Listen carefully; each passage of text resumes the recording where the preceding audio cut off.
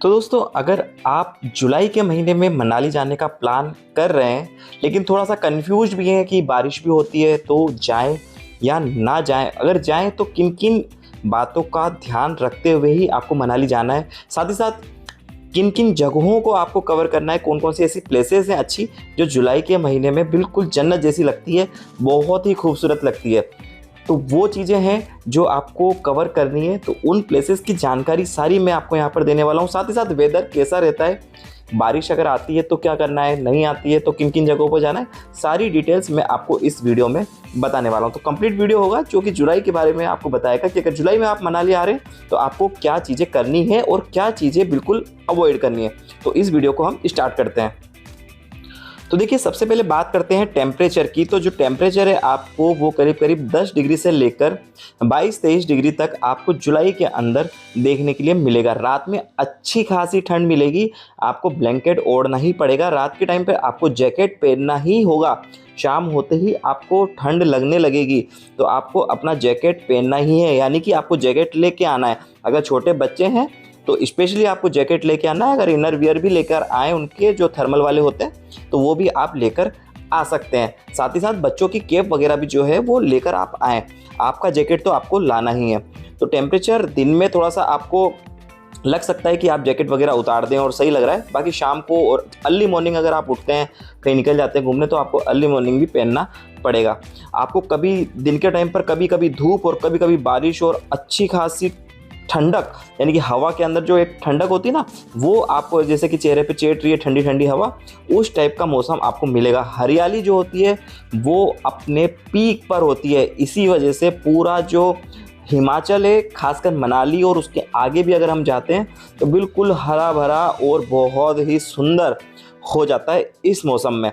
जुलाई और अगस्त बहुत अच्छे महीने हैं अगर आप घूमने के लिए आ रहे हैं और आप ग्रीनरी देखना चाहते हैं पहाड़ों पर, क्योंकि बाकी के टाइम पर अगर आप सर्दियों में आएंगे तो जो ग्रीनरी है वो ख़त्म हो जाती है। जब तक स्नोफॉल नहीं होता ना, आपको कुछ ऐसा अच्छा दिखता नहीं है क्योंकि भूरे भूरे से पहाड़ हो जाते हैं। लेकिन अभी जो व्यू होता है या तो फिर बर्फ़ हो या फिर ग्रीनरी हो, तो ग्रीनरी वाला जो पार्ट है वो सबसे सुंदर होता है। मुझे अगर पर्सनली बात करें तो बर्फ़ जो गिरती है और बर्फीले जो पहाड़ होते हैं उससे भी ज़्यादा अच्छा लगता है जब वो पहाड़ ग्रीन होते हैं। बिल्कुल, तो माउंटेन्स के ऊपर फ्रेश ग्रीन जो है वो देखने के लिए इस मौसम में, इन महीनों में मिलती है।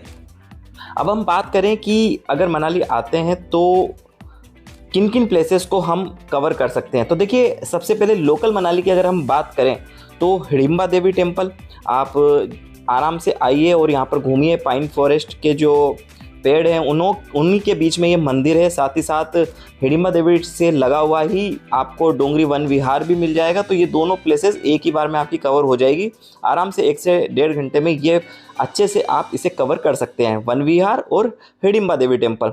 अब देखिए, इसके बाद में आप मॉल रोड जा सकते हैं, वो आप शाम के टाइम चले जाएं।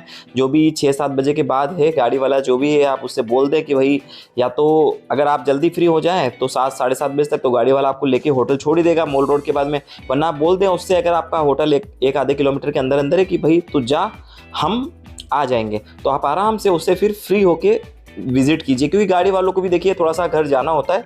सुबह आपके साथ 8, साढ़े 8 बजे, 9 बजे के आसपास वो आपके साथ लग जाते हैं, गाड़ी लगा देते हैं आपके लिए। तो ठीक है, जो भी है उन्हें जाने दीजिए और आराम से फिर आप होटल चले जाइए। तो ये मॉल रोड है। साथ ही साथ आप बहुत सारी अलग अलग जगह हैं, जैसे कि मोनेस्ट्री है, तिब्बतन मोनेस्ट्री है, वहाँ जा सकते हैं। साथ ही साथ क्लब हाउस आप जा सकते हैं, थोड़ी बहुत एक्टिविटीज़ जो भी है वो वहाँ पर कर सकते हैं। साथ ही साथ देखिए, वशिष्ठ टेम्पल है और हॉट वाटर स्प्रिंग है, तो यहाँ पर भी आप इस मौसम में विज़िट कर सकते हैं। तो ये एक डे 1 है।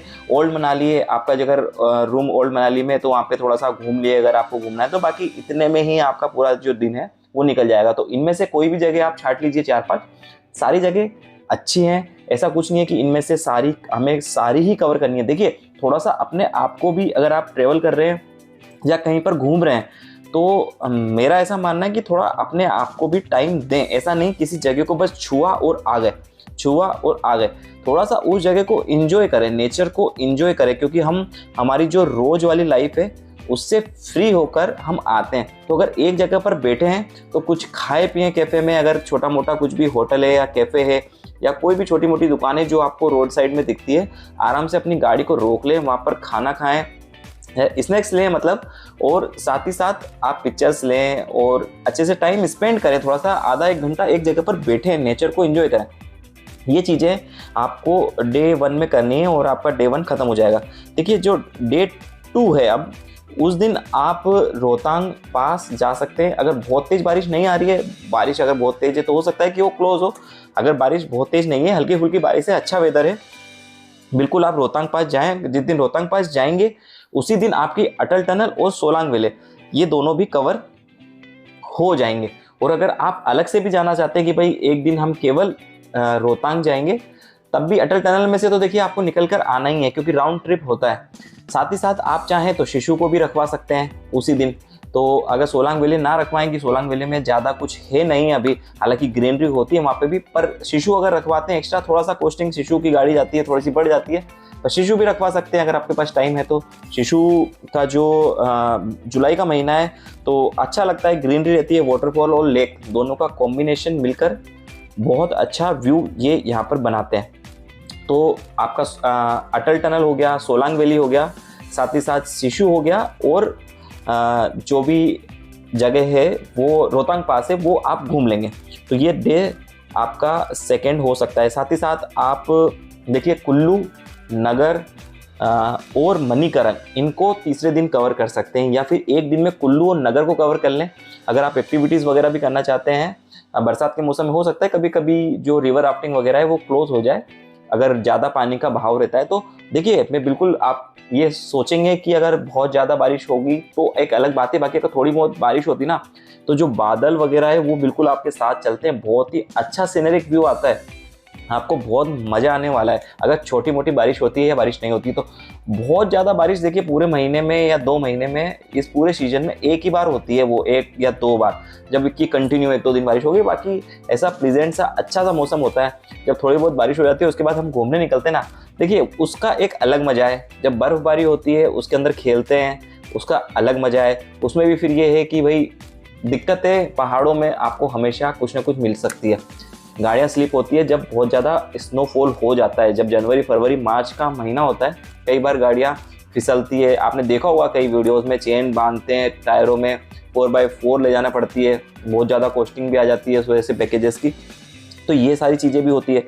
बरसात में है कि हम एक जगह पे रुक गए अगर, तो हो सकता है कि आगे ना बढ़ पाए, 2 घंटे तक वहीं बैठना पड़े, हमें वहीं से एंजॉय करना पड़े। पर वो भी एक देखिए पहाड़ों का ये पार्ट है। आप कहीं पे भी जाएं, आप लेह लद्दाख जाएं, आप कश्मीर जाएं, आप पहाड़ी एरियाज़ में कहीं पर भी जाएं, ये पहाड़ों का पार्ट है। बस उसे एंजॉय करिए, आराम से बैठिए और ग्रीनरी को एंजॉय करें। बारिश आ रही है तो उसे एंजॉय करें, बढ़िया पहाड़ों वाली मैगी खाएँ और चाय पिएँ। तो यही पहाड़ों का एक अपना मज़ा है। तो ये जो पूरी जगह है ना, इन्हें घूमने में आपको या तो 3 दिन या 4 दिन आपको लगेंगे।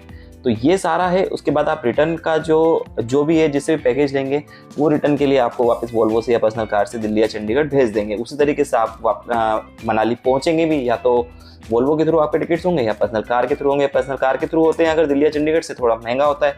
वोल्वो के थ्रू होता है तो एक बजट में हो जाता है। अगर 2 या 4 जने हैं आप, 2 कपल्स हैं या एक सिंगल कपल है, तो बेहतर है कि आप आराम से पैकेज कराएं और घूमने के लिए निकलें। तो ये पूरी एक जुलाई को लेकर इन्फॉर्मेशन थी। आपको क्या नहीं करना है मैं ये भी बता देता हूँ कि आपको अगर बारिश आ रही है तो ट्रैकिंग पे आप मत जाइए। देखिए कभी हो सकता है कि कोई चट्टान वगैरह खिसक जाए या आपका पैर स्लिप हो जाए। इन बातों का आपको खासकर ध्यान रखना है बरसात के मौसम में कि ट्रैकिंग वगैरह आप थोड़ी सी अवॉइड करें।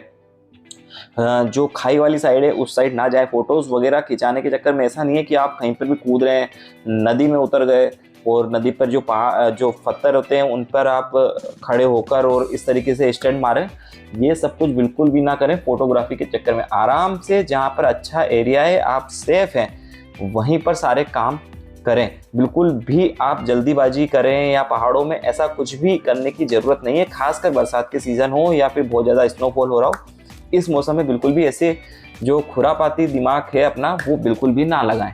तो ये सारी एक इन्फॉर्मेशन थी जुलाई के बारे में। बहुत अच्छा मौसम होता है, ग्रीनरी बहुत पीक पर होती है और बादल होते हैं हमारे, वो जब चल के हमारे पास आते हैं, हमसे नीचे दिखते हैं, तो जो व्यू बनता है वो बहुत प्यारा होता है। ये कंप्लीट इन्फॉर्मेशन थी जुलाई मंथ के बारे में। अगर आप मनाली और आसपास के एरियाज में घूमने के लिए आ रहे हैं और थोड़ा सा कंफ्यूज हैं, तो ये इन्फॉर्मेटिव वीडियो थी। अगर वीडियो अच्छी लगी तो इसे लाइक ज़रूर कर दे और चैनल पर नए हैं तो चैनल को सब्सक्राइब कर दें।